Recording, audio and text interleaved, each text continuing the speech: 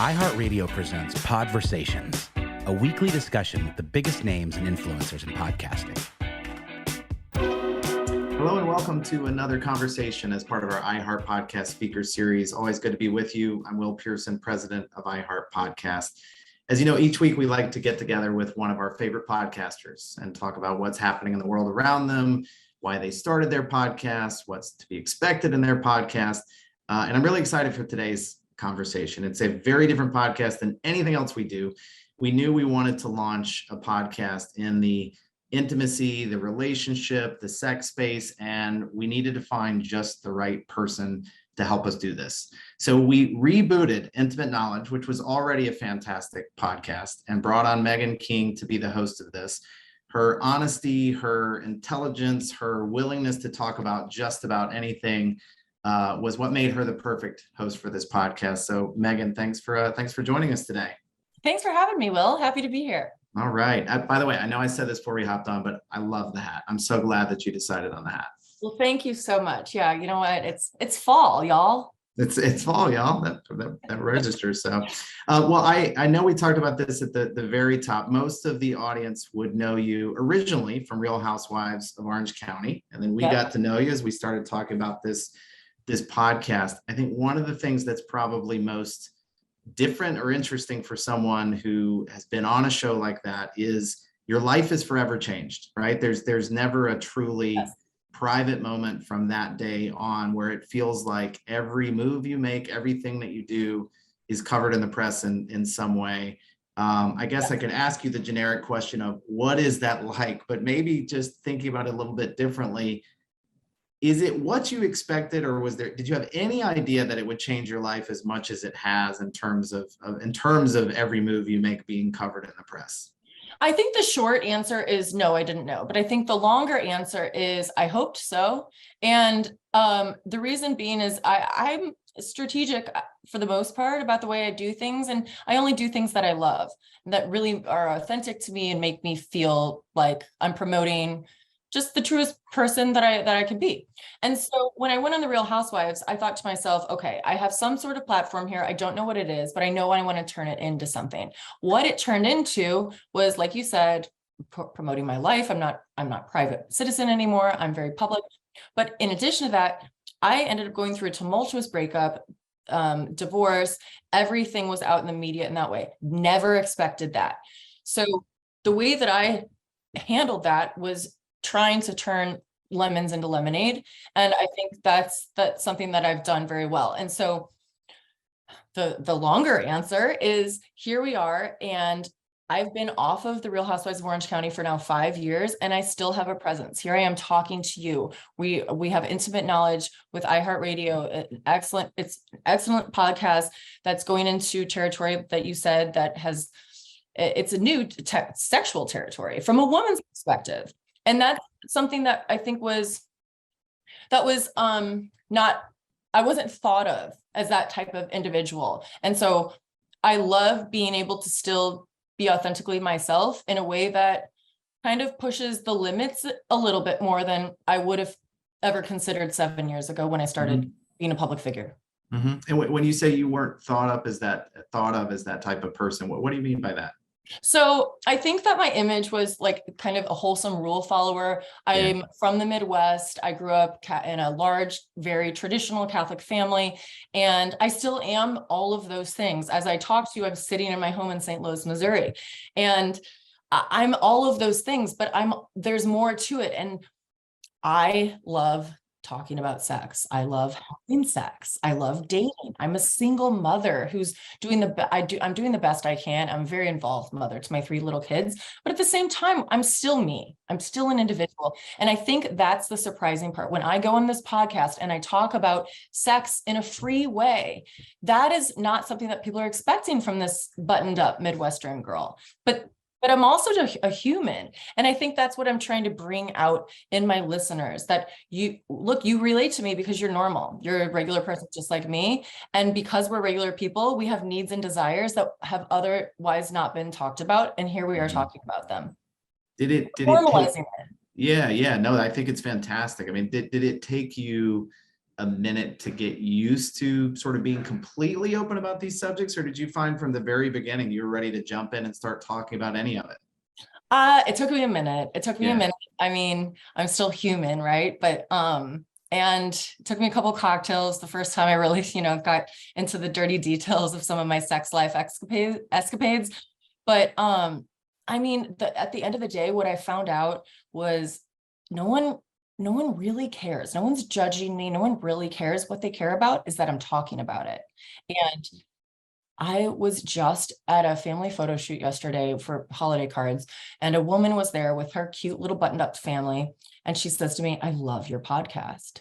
And I'm looking at her and I'm thinking, I would never guess that you, who look so postcard perfect, would ever relate to my podcast. But that's who these listeners are. They're regular women who are saying, wow, here we are. We have a voice for the first time ever, and we can let our kink side come out a little bit. Right. And that's normal. Yep.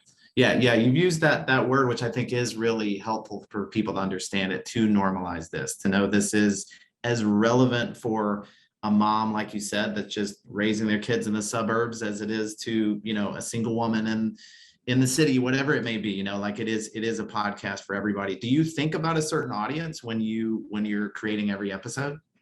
I kind of think when I'm talking on the podcast, I'm thinking about people with open minds, sexual open minds. And I guess like in my head, I think of like a lot of gay men are that way. They're but really it's not, it is that, but it's just normal. I would say women like me, like a middle class, upper middle class, a lot of buying power, a lot of kids, spread out in there. Maybe they're happy in their marriage, maybe they're not, maybe they're single, maybe they're not, but they're the moms that I see when I go to happy hour at night. And that kind of blows my mind, because I love how this show and how my contribution to it is changing the way that we talk about what has otherwise been taboo. Yeah. Do you find there to be a pretty big generational difference? And what I mean by that is, I have a teenage daughter, and I feel like the kinds of conversations that kids at that age have now, there seems to be a greater degree of comfort than those of us who may be, a couple decades, however much older than that. And do you see that when you hear from listeners or just talk to people? I think the younger generation has the open mind that I have. And I think I was just kind of born in the wrong generation. I'm just like one generation maybe too old for that, but it's what everybody's thinking anyways. So it's so funny when I'm like, wait, I relate to Gen Z sexually. Like I'm open like they are. And I'm like, I'm not judgmental, like they're not judgmental, but that's harder to find in the millennial generation. And I'm pulling it out of people. They already have it. It's just making it culturally acceptable. Right. So with this reboot or relaunch of Intimate Knowledge, what can we expect that's different? Like, as you envision sort of the mission of the show, how do you think about it? When we first launched Intimate Knowledge, it was right in the smack dab middle of COVID. Yeah. And I was just coming out of my 5-year marriage and just starting to date. I was kind of like this prude, not even prude, but just, I was open-minded, but I didn't have a whole lot of experience in the world of dating. I was learning, and I still am every day. But now I've evolved I've gathered a lot of dating stories, a lot of sex stories myself. And at this point, not only do I have personal experience in the world of, having sex with people I date, but I have personal experience with now being able to talk about sex. Mm-hmm. And whereas before I was a little bit more hush hush about it. And now I'm like, look, we all just want what we want. It's okay. Yeah. And I think that makes the listener that much more comfortable and that much more interested in the show. I'm curious though, because you are very open about your relationships, whether this is something you have to kind of cover off on early in a relationship to be like, hey, I know that this is between us, but at the same time, I'm probably going to talk about this on the podcast. Like, what is that like when you're dating someone and having to let them know this? So I'm going through that right now, and I have a fake name for him, but I think as we progress, I'll keep those details of my current intimate relationship intimate, because that's exactly what it is. And just because we talk about sex doesn't mean that it shouldn't be respected and honored. And I will honor that with my relationship. But if he screws me over, bye-bye. Like it's all fair game after that. And he's not going to. He's a wonderful man. But it is an interesting kind of dynamic there. Yeah, but in case he's watching, if he screws you over, bye-bye. Just to be clear. I've made that very clear. Yeah. He's well aware. But it's funny, Will, because like my Instagram is not, my intimate knowledge self is not my Instagram self. My Instagram knowledge self is rated R or mature. My Instagram self is the mom from the Real Housewives who's been through like a tumultuous public scandal, and I'm trying to like keep it even. I do a lot of mom ads. I do like a lot of things with my kids. That's not what intimate knowledge is. It's go put your kids down, glass of wine, relax with your girlfriends or by yourself. And this is for you moms. And this is for you men. Let's just learn about what women want. That's super interesting to think about the sort of different versions. And it's all you. It's not as though any version of this is not a different hat. It's mainly the hat, if we're being honest. Yeah. No, but it's interesting to think about it that way. What is it about podcasting, do you think, that allows for you to feel either comfortable or that it's the right medium to say, all right, you're actually going to get the R-rated version, the real version, the all my thoughts version of Meghan? What is it about podcasting that allows for that? Well, with intimate knowledge, it allowed me to go into this with an idea of exactly what I wanted to accomplish, which is to normalize sex, and sexual desires. And whereas when I started Instagram, years ago when it first came out, whenever that was, I was a different version of myself, and the followers followed me for that version of myself, which is wonderful. And I'm still that person, like you said, Will, but people evolve and change and grow, and intimate knowledge is the landing place for that, the mom after dark. Mm-hmm. Is there anything that has surprised you in terms of hearing from listeners, in terms of what you feel like they're looking for from the show, or is it pretty much what you expected? I think it's pretty much what I expected, which is that there's nothing off limits. And that part of it kind of blows my mind, because I would think that a lot of these listeners, by the looks of them, they say don't judge a book by its cover, right, but I can't help it sometimes. And by the looks of them, I would think that I would just completely horrify them with some of the things we're talking about. But no, these same moms who are buying dildos are also buying laundry detergent, or women, moms, just women or men. It doesn't even matter. So everything is on the table. But I think that my listeners, they're a little bit more sophisticated, a little bit more of an elevated consumer. Right. And they want to know, they know that I like the nice shit. Yep. And that doesn't stop with sex. Yeah. And so they come to me as a resource for, well, this is what I'm interested in. Where do we go with this? But also I still have to, wash my dishes at night. Mm-hmm. Mm-hmm. Actually, let's talk about that. When you say nothing's off limits and you're willing to sort of experiment and test things like that. I mean, I think what's probably so appealing about this show when we think about marketers or people trying to reach this audience is, that's not the most common approach that a show will take. Like, there are definite barriers on that sort of thing. So as you think about products or companies trying to reach this audience in the category of intimacy and sex and knowledge around it all, maybe talk about that a little bit, just how you think about the advertisers and the opportunities they have through a show like Intimate Knowledge. So I think that the broader landscape for a show like Intimate Knowledge is, yes, of course it's sex, but what is sex to us? Sex is wellness. Sex is self-care, and sex is all about being, the version of yourself in which you feel the most comfortable in the most intimate situation. And so I think that my listeners, the consumer who listens, is interested in anything with wellness, from like injectables to skincare products to weight loss products. But then also, of course, direct sex related items, like any toys in the bedroom or any condoms or sexual health medication as well, which is should be talked about more in my opinion.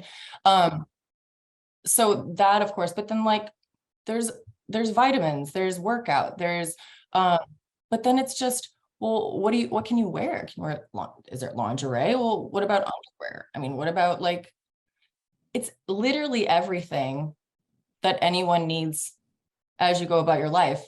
You know, as we break off, we can get broader and broader, but these are all products that these listeners are interested in. Absolutely. And as you've worked on the show and sort of conceived of this new version of the show, or just your experience of the last couple of years, even from the first version of the show, do you find yourself changed? Like, have you changed in terms of your view of sex or your experience with it or anything like that? Is it something that's any different for you now than it was 2-3 years ago as you talk about it? Absolutely. I think like most people, when we initially talk about sex, especially personal stories, it's so scary. It's the most vulnerable, one of the most vulnerable things we can talk about. And you're really just putting yourself out there at the core of who you are.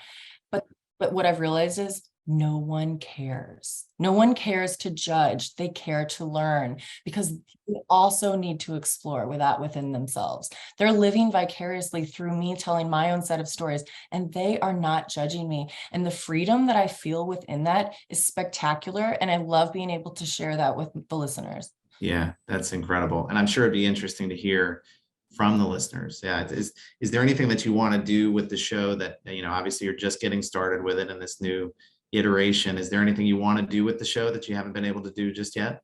It's funny you ask. I was just talking to one of the producers on the show this morning about how we'd like to encourage more audience participation, maybe some live calling in and talking, just that interaction, because that piece of it is huge. So I'm looking forward to becoming more engaging in that way. Yeah, that's one of the fun things for us to see, you know, with pretty much any of our podcasts that generate this kind of excitement where the listeners really get into it. And especially when you're doing something that doesn't feel like they're able to get in many other ways. Like it's a podcast unlike any I've heard. Obviously there are podcasts in the relationship space and in the intimacy space and sex space, but I feel like there's something about this show that just sort of blends it all in a really honest and interesting way. It feels like another show that, you know, will have a life out on the road as it continues to grow. I think you'll have an opportunity to go out and do some more live shows. And I think audience members would just love the experience of getting to be in person with like-minded people and just sort of a shared experience in talking about these kinds of things. And and I love what you said about the like-minded people, because I keep going back to that, but it's not always who you think it is. My daughter is 5 years old and she goes to a Catholic private school here in Louis, Missouri, an all-girls school, by the way. And I was at her soccer practice and I said to some of the parents sitting around, you know, I have a podcast. And one of the dads said, well, what's your podcast about? And I said, it's about sex and dating from a woman's perspective.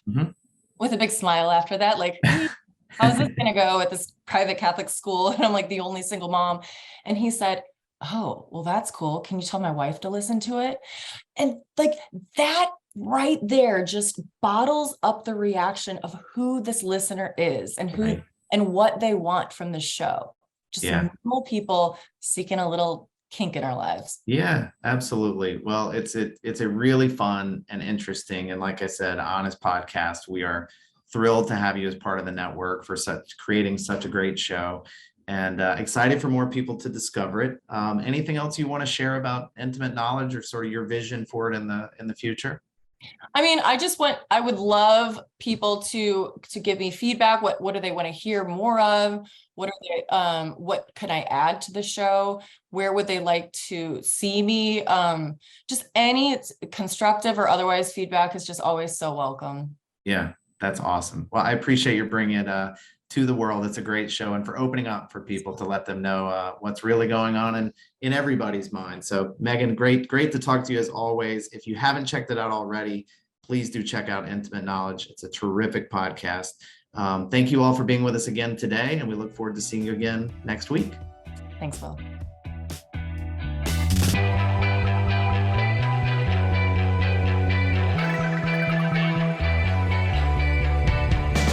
Podversations is a production of iHeartRadio. You can find more from the biggest names in podcasting on the iHeartRadio app or wherever you get your podcasts.